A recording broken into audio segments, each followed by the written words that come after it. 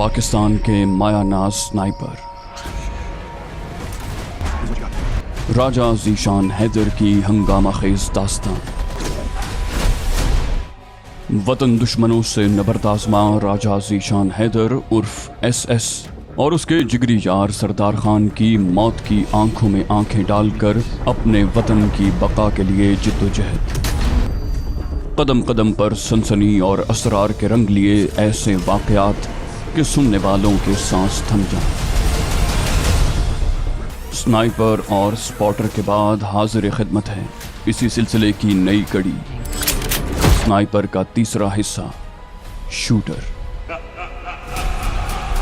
आपके लिए पेश खिदमत हैं नए हंगामे, पुरानी दुश्मनियाँ, एडवेंचर, एक्शन और वतन के लिए जान कुर्बान करने का अज़्म रखने वाले सरफरोशों की दास्तान। रियाज आकिब कोहलर के कलम से निकला एक लाजवाल किरदार।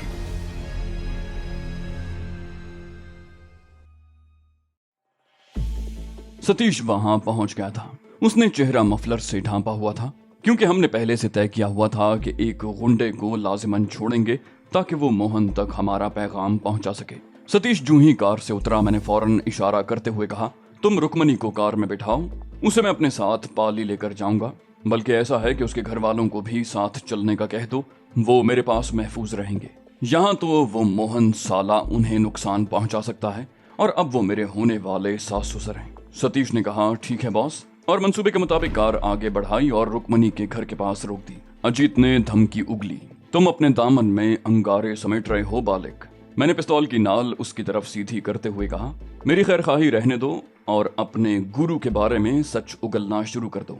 वो कराहते हुए बोला, मैं महाराज मोहन का अदना सा दास हूँ, मुझे मारकर तुम्हें कुछ नहीं मिलेगा।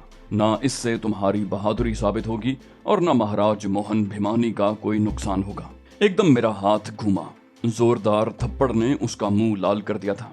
मैं बोला, कहा ना नसीहत और मशवरे को छोड़ो और मेरे सवालों के जवाब दो। गुस्से और खिफ़्फ़त से उसका चेहरा सुर्ख हो गया था। मैंने इत्मीनान भरे अंदाज में सवालात का सिलसिला शुरू कर दिया। मोहन भिमानी का मोबाइल फोन नंबर बताओ। वो कराहते हुए बोला, मेरे मोबाइल फोन में उसका नंबर महफूज है। मैंने पूछा, तुम्हारी कॉल तो उठाता होगा? उसने इस बात में सर हिला दिया। मैं कुरेद कुरेद कर मोहन के मुतालिक जरूरी मालूमात पूछने लगा। वो इत्मीनान भरे अंदाज में जवाब देता गया, यूं जैसे उसे यकीन हो कि मैं उसकी मालूमात से फायदा नहीं उठा सकता। करीबन जरूरी मालूमात निचोड़ने के बाद मैंने मंसूबे की तरफ कदम बढ़ाए। कहा, अपने बुज़दिल गुरु को कह देना कि रुकमनी सिर्फ शंकर शांदूरी की है। अगर उसे अपनी जिंदगी अजीज है तो दोबारा रुकमनी के बारे में सोचने की हिमाकत न करे, वरना उसके साथ वही करूंगा जो पागल कुत्ते के साथ किया जाता है। उस खबीस ने रुकमनी की इज्जत खराब की है, इसकी पादाश में उसे नर्क में पहुंचाना बनता है, लेकिन सिर्फ इसलिए माफ कर रहा हूं कि वो जानता नहीं था कि रुकमनी सिर्फ शंकर शांदूरी की है। अब अगर उसने रुकमनी के हुसूल की कोशिश की तो माफी की गुंजाइश बिल्कुल नहीं। ये खुशखबरी सुनकर कि मैं उसे जिंदा छोड़ रहा हूँ, उसके चेहरे की रौनक लौट आई। मैंने हल्का सा वक्फा लेकर बात जारी रखी। कहा, रुकमनी के बगैर मैं जिंदा रहने का तसव्वुर भी नहीं कर सकता और ये उस शोदे को अच्छी तरह समझा देना। बाकी वो समझता है कि उसके पालतू कुत्तों की फौज है तो उसका ये भरम भी जल्द तोड़ दूंगा अगर उसने रुकमनी को तलाश कराने की कोशिश की तो। ये कहते हुए मैंने अचानक ही पिस्तौल को साइलेंसर से पकड़कर उसके सर की सख्ती का अंदाजा किया और वो एक तरफ लुढ़क गया। दोनों की तलाशी लेकर मैंने उनकी जेबों से मोबाइल फोन निकालकर अपने पास रख लिए। मोहन से बात करने के लिए वो मोबाइल मेरे काम आ सकते थे। एक ने नेफे में 30 बोर पिस्तौल उड़सा हुआ था, वो भी मैंने अपने पास रख लिया। गो श्रीनाथ का ताल्लुक एजेंसी से नहीं था कि मोबाइल फोन से मेरी लोकेशन ढूंढ निकालता, लेकिन एहतियात के तौर पर मैंने मोबाइलों को बंद करना जरूरी समझा। वैसे भी उसकी पहुंच काफी ऊपर तक थी और राजस्थान की हुदूद में बिलाशुबा उसका सिक्का चलता था। दूसरी एहतियात मैंने ये की कि रस्सी से अजीत की मुश्कें कसती। उनसे फारिग होकर मैं कार की तरफ बढ़ गया था। अनुमान भटला का सारा कुंबा सिमट सिमटाकर कार की अकबी नशिस्त में समा गया। वो मेरे मुंतजिर थे। मैंने सतीश के साथ अगली नशिस्त पर जगह संभाली और सतीश ने कार मोड़कर आगे बढ़ा दी। बड़ी सड़क पर चढ़कर उसने कार देवगढ़ की तरफ मोड़ दी। फरलांग भर आगे जाकर चौंकाया। वहां से सीधी सड़क देवगढ़ की तरफ जा रही थी। हम दाईं जानिब मुड़ गए। उस सड़क पर सीधा जाकर हम राजसमंद पहुंच सकते थे, जहां उन लोगों को मुंबई ले जाने के लिए एक ट्रक मौजूद था। ट्रक में सामान के अंदर इतना खला छोड़ा गया था जहां 4 आदमी आराम से बैठ सकते थे। वहां से आगे उस कुंबे ने ट्रक ही में सफर करना था। उन्हें ट्रक तक पहुंचाकर हमें वापस भी लौटना था। सतीश अच्छी खासी रफ्तार से आगे बढ़ रहा था। जितना जल्दी हम उस इलाके से निकल जाते उतना ही बेहतर था। खुसूसन रिशु और उसके घर वालों को किसी महफूज जगह पहुंचाना जरूरी था। सतीश ने थोड़ा आगे जाते ही अपने आदमियों को कॉल मिला ली। वहां सामान से लदा एक बड़ा ट्रक मौजूद था जो एक दिन पहले अजमेर से निकला था। राजसमंद का फासला 60-70 किलोमीटर से ज्यादा नहीं था और कार में ज्यादा से ज्यादा घंटा लग जाता। रिशु की मिनमिनाती आवाज उभरी, हम कहाँ जा रहे हैं? मैंने कहा, राजसमंद में सामान से लदा एक ट्रक मौजूद है जो आप लोगों को मुंबई पहुंचा देगा। वहां जाकर आपने इस नंबर पर फोन करना है। मैंने एक कागज पर विश्वास सिंह का फोन नंबर लिखकर उनकी तरफ बढ़ा दिया। फिर कहा, ये मेरा दोस्त है, वहां आप लोगों को रिहाइश भी मिल जाएगी और उसकी वसातत से छोटी मोटी नौकरी भी मिल जाएगी। हनुमान भटला दुआया अंदाज में बोला, भगवान आपको सुखी रखे, आप लोगों ने हमारे लिए बहुत बड़ा खतरा मोल लिया है। मैंने तंबीही अंदाज में कहा, अपने मोबाइल फोन और कनेक्शन कार्ड तो आप लोग साथ नहीं लाए क्योंकि उनकी वजह से आपको ढूंढना आसान हो जाएगा। रिशु ने कहा, जी भाई, बाकी मोबाइल फोन तो बेच दिए थे, सिर्फ एक फोन आपसे राब्ते के लिए पास रखा है। रिशु ने एक सादा मोबाइल फोन जेब से निकाल कर दिखाया। मैंने मोबाइल फोन उसके हाथ से लेकर बंद किया और अपनी जेब में रख लिया। एक मुतरन्नम आवाज मेरी समातों में पहुंची, भाई आपको यकीन है ना वो इधर हमें नहीं ढूंढ पाएंगे? मैंने मुड़कर एक नजर उस पर डाली। चेहरे पर दुनिया जहान की मासूमियत समेटे वो मेरी तरफ मुतवज्जे थी। उसके नुकूश बड़ी हद तक गुलगारे की छोटी बहन रणा से मिलते थे। बिलाशुबा गरीब लड़कियों को हसीन होना रास नहीं आया करता क्योंकि मुफलिसी के चांद पर हवस की कालख फेंकने के लिए हर बदकिमाश तैयार रहता है। वो अगर इतनी हसीन न होती तो आज रात के अंधेरे में यूं बेबसी और बेकसी की तस्वीर बने किसी नामालूम मकाम की तरफ फरार होने पर मजबूर न की जाती। अपने हमरा उसने वालिदैन और भाई की जिंदगी भी अजीरन कर दी थी। कसूर उसका नहीं था मगर निशाना उसी बेचारी ने बनना था। मैंने कहा, अगर वो गलती से उधर पहुंच भी गए तुम्हें कुछ नहीं कह सकेंगे क्योंकि किसी आम शख्स के पास तुम्हें नहीं भेज रहा। मुझे यकीन था कि विश्वास सिंह के पास वो बिल्कुल सलामत रहते। वो कदरे जज्बाती अंदाज में बोली, भाई आप बगैर किसी लालच और गरज के हमारे इतने ज्यादा काम आए। मैं हमेशा भगवान से आपकी सलामती और बेहतरी की प्रार्थना करूंगी। मैं मुतबस्सम हुआ, इससे ज्यादा मुझे कुछ चाहिए भी नहीं। हम घंटे पौन घंटे में राजसमंद पहुंच गए। शहर से बाहर ही हमें एक ट्रक दिखाई दिया जो सड़क के किनारे खड़ा था। सतीश चूंकि उनसे राब्ते में था इसलिए बगैर किसी दिक्कत के उनके पास जाकर रुक गया। सतीश कार से उतरकर ट्रक की तरफ बढ़ गया और मैं रिशु और बाकियों को जरूरी हिदायत देने लगा। उन्हें अच्छी तरह समझाकर मैं नीचे उतरा। उन्होंने मेरी तकलीद की। सतीश वर्मा गालिबन ट्रक ड्राइवर के साथ खड़ा था। बोला, ऊपर चढ़ जाएं। सतीश वर्मा ने लकड़ी की छोटी सी सीढ़ी की तरफ इशारा किया जो ट्रक के टेल बोर्ड के साथ रखी थी। मैंने 30 बोर पिस्तौल रिशु की तरफ बढ़ा दिया। कहा, ये अपने पास रखो, रास्ते में जरूरत पड़ सकती है। उसने इनकार में सर हिलाना चाहा। वीर जी, मैंने कता कलामी करते हुए पिस्तौल उसके हाथ पर रखा। कहा, बहसो तकरार का वक्त नहीं है। मेरा लहजा ऐसा था कि उसने चुपके से पिस्तौल पकड़ लिया। तमाम को ट्रक में सवार करवा के मैंने ड्राइवर को 2-3 हिदायत दी और उन्हें जाने की इजाजत दे दी। किराए वगैरह की अदायगी पहले से हो चुकी थी। ट्रक के आगे बढ़ते ही हमने कार की असल नेम प्लेट लगाई, चादरें उतार कर गर्म कोट पहने, स्पोर्ट्स शूज की जगह आम जूते पांव में डाले और वापस चल पड़े। एक दुश्मन को हम जिंदा छोड़ आए थे और नहीं जानते थे कि वो कितना कुछ बेदार मगज था, लेकिन एहतियात इसी में थी कि हम दुश्मन को किसी भी लिहाज से कमजोर न समझते। दुश्मन को हल्का समझने वाले उमूमन घाटे में रहते हैं। सतीश ने पुराने अंदेशे को नए अल्फाज का जामा पहनाते हुए कहा, तुम्हें यकीन है वो इस ड्रामे पर यकीन कर लेगा? मैंने इत्मीनान से पूछा। रुकमनी की शक्ल देखी थी। उसने मुंह बनाते हुए कहा, यह मेरे सवाल का जवाब नहीं है। यकीनन उसे मेरा इस्तिफसार गैर मुतल्लिक लगा था। मेरे इत्मीनान में फर्क ना आया। मैंने कहा, जवाब तो ये तुम्हारे ही सवाल का है, अलबत्ता तुम्हारी समझ में नहीं आया तो मैं बेकसूर हूँ। मेरे अंदेशे का रुकमनी के हुस्न से क्या ताल्लुक? वो चिढ़ गया। मैंने कहा, चलो तुमने ये तस्लीम तो कर लिया कि रुकमनी खूबसूरत है। वो तंजिया लहजे में बोला, और इससे ये साबित हुआ कि मोहन भिमानी तुम्हारी राम कहानी पर यकीन कर लेगा। मैंने इस बात में सर हिलाते हुए कहा, यही तो समझाने की कोशिश कर रहा हूँ। रुकमनी जैसी खूबसूरत लड़की का आशिक उसके लिए कुछ भी कर सकता है। मैंने उसका जख्मी बंदा इसलिए छोड़ दिया था ताकि वो उसे यकीन दिला सके कि मैं रुकमनी के लिए कितना संजीदा हूँ, और साथ ही ये भी कहलवा भेजा कि अगर वो रुकमनी का पीछा छोड़ दे तो मेरी उससे कोई दुश्मनी नहीं, और यकीनन ऐसा होना नामुमकिन है। मोहन जैसा बेगैरत जिसे अपनी ताकत और कुव्वत का कुछ ज्यादा ही खुमार चढ़ा हो, वो कभी मेरी धमकी को नजरअंदाज नहीं करेगा। अगर रुक्मणी उसके लिए जरूरी न भी हुई तब भी वो उसकी वापसी के लिए अपनी पूरी ताकत मैदान में झोंक देगा। न जाने वो मेरे साथ मुत्तफिक हुआ था या नहीं, अलबत्ता तकरार समेटते हुए मौजू तब्दील किया। तो अभी हम पाली जाएंगे? मैंने कहा हाँ, और वहां पर उन्हें अपनी मर्जी की जगह पर बुलाएंगे। उसने हैरानी से पूछा, भला वो कैसे? मैंने एतमाद से कहा, एक तरकीब है मेरे जहन में, अगर काम कर गई तो मोहन गया काम से। वो मुसिर हुआ, कुछ पता तो चले।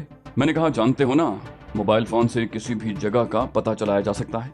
उसने इस बात में सर हिलाने पर इक्तिफा किया। मैंने कहा, पहले हम ऐसी जगह ढूंढेंगे जहां उन्हें घेर सकें, फिर वहां उसके आदमियों से छीने हुए मोबाइल फोन से उसे कॉल करके गुस्सा दिलाएंगे। उम्मीद यही है कि वो हमें पकड़ने के लिए बगैर किसी ताखीर के पहुंचेगा। सतीश ने मुंह बनाते हुए कहा, अकेला तो नहीं आएगा ना? मैंने यकीन दहानी करवाई, फिक्र न करो, 5-10 बंदों के लिए मैं अकेला काफी हूँ। वो दो टोक अंदाज में बोला, अगर वो 10 से ज्यादा बंदे ले आया तो उनसे भी तुमने ही निपटना है भाई। लड़ाई भिड़ाई के काम में मुझे अपने साथ गिनती में शामिल न किया करूं। मैंने कहा, इस बारे में बाद में बात करेंगे।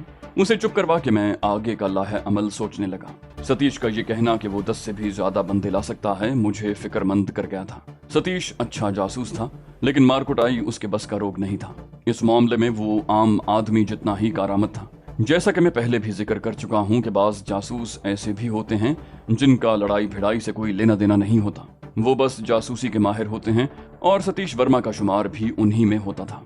काफी देर सोचने के बाद मुझे बिमला का ख्याल आया। उसे बुलाया जा सकता था, मगर हमारी अलविदाई मुलाकात किसी खुशगवार माहौल में नहीं हुई थी। सतीश वर्मा से ज्यादा देर खामोश बैठा न रहा गया। बोला, अब क्या इरादा है? मैंने कहा, पाली पहुंचकर किसी होटल में चंद घंटे आराम करेंगे, उसके बाद अगले मंसूबे का सोचेंगे। वो बोला, तो फिर जल्द से जल्द पाली पहुंचने की कोशिश करते हैं। ये कहते हुए उसने रफ्तार बढ़ा दी। मैं विश्वास सिंह को फोन करने लगा। दूसरी ही घंटी पर उसने कॉल वसूल कर ली। मैंने मज़ाहिया अंदाज में कहा, हेलो, सो तो नहीं रहे थे? वो गनूदगी भरी आवाज में बोला, इस वक्त उल्लू जागते हैं या उल्लू के पट्टे? मैंने इत्मीनान से कहा, बस मैंने भी यही सोचकर फोन किया था।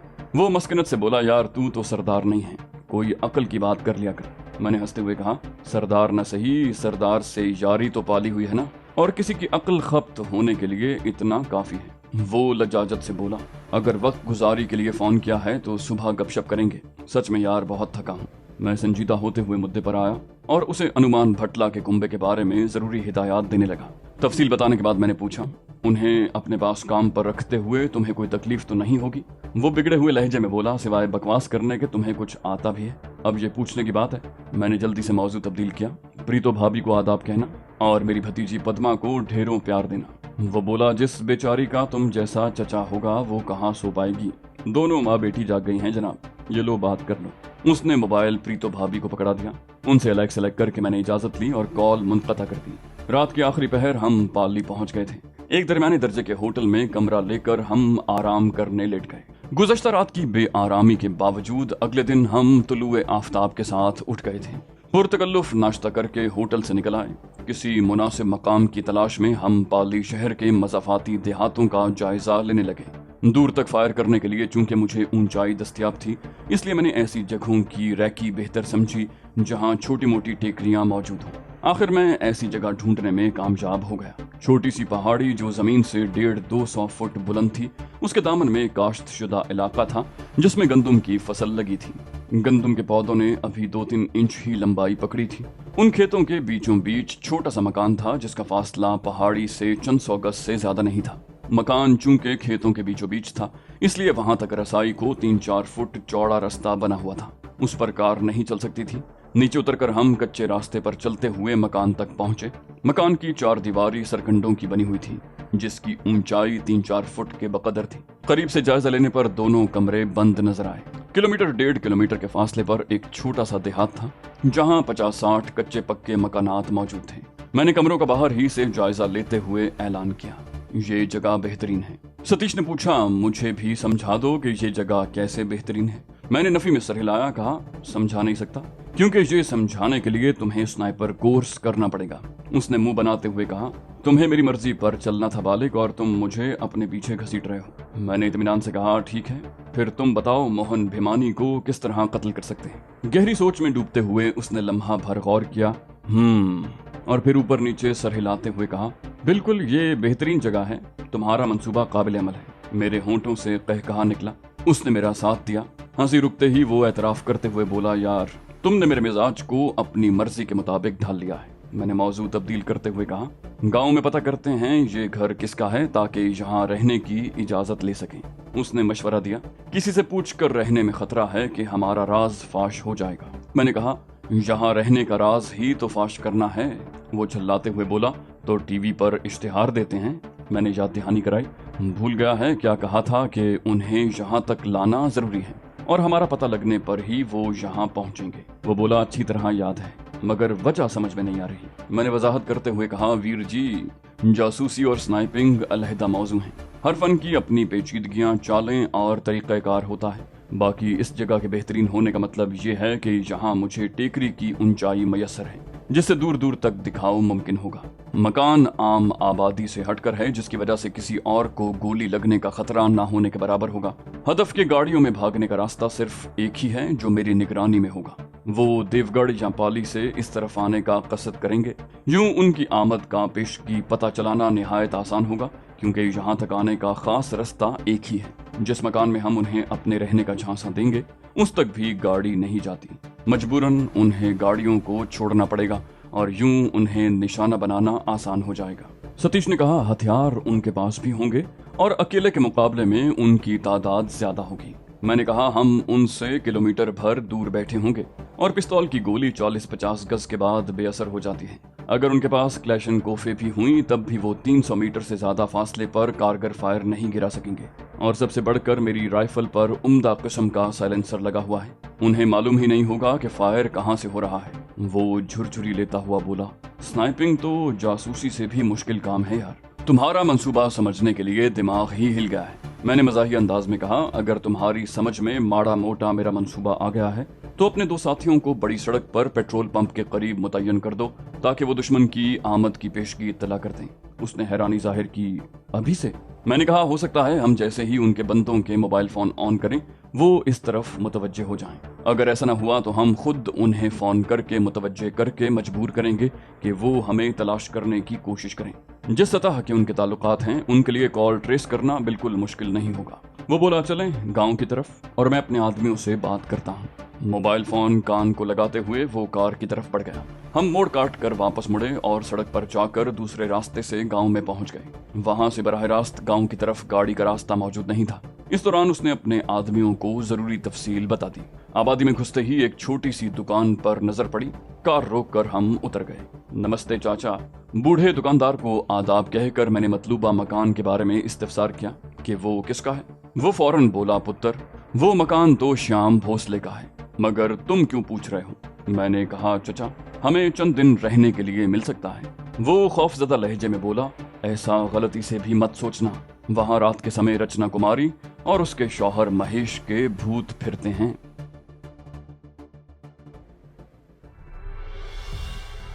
तो दोस्तों, ये थी हमारी आज की एपिसोड। उम्मीद करते हैं आप हमारी कहानी पसंद कर रहे होंगे। वीडियो को लाइक करने से और आपके कमेंट करने से हमारी बहुत हौसला अफजाई होती है, तो लाजमी वीडियो को लाइक कीजिए और हमें अपने कमेंट से आगाह कीजिए। अगली वीडियो तक अपना ख्याल रखिएगा। अल्लाह हाफिज।